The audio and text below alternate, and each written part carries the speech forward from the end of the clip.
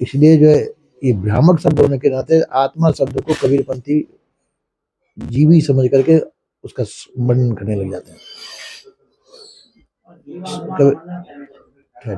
बीच में बोला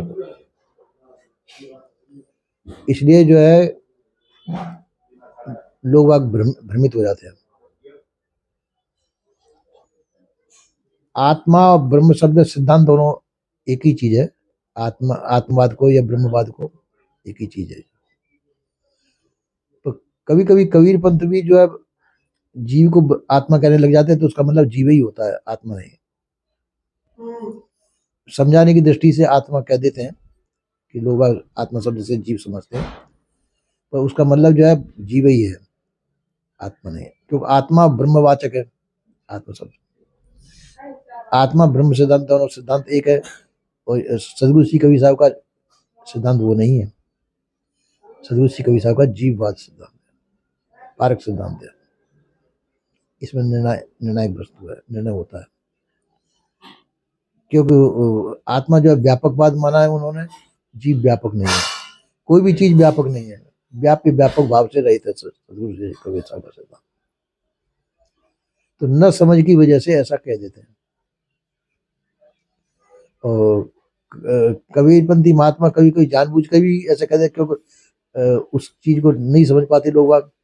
आत्मा शब्द से जीव को ही आत्मा, जीवात्मा कह देते हैं। एक समझाने की दृष्टि से कह देते हैं, वास्तविक दृष्टि से नहीं कहते। तो वास्तव में कबीर साहब का सिद्धांत जीववाद है।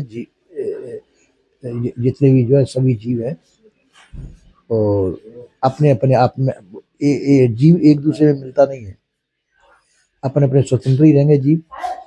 तुम्हारा जीव अलग रहेगा, तुम्हारा जीव अलग है, कभी एक दूसरे नहीं मिले। और उनमें जो ब्रह्म एक ही है। सभी आत्मा को ब्रह्म को एक ही चीज है। पूरा विश्व में एक ही सर्व खलवदम ब्रह्म, इस प्रकार से उनका आत्म सिद्धांत ब्रह्म सिद्धांत है। तो कबीर साहब ने उसका ब्रह्मवाद का खंडन किया।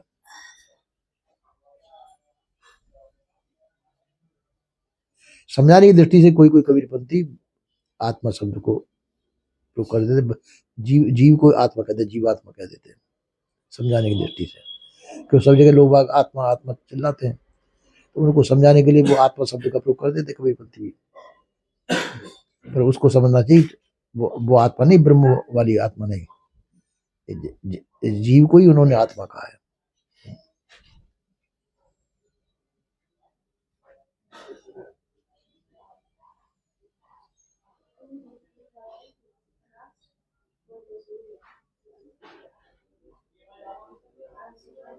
झूठों के सरदारों में तो कबीर साहब ने कोई सत्य थोड़ी माना है आत्मा को, क्योंकि आत्मा ब्रह्म एक ही चीज है, और ये दोनों सिद्धांत अलग अलग है।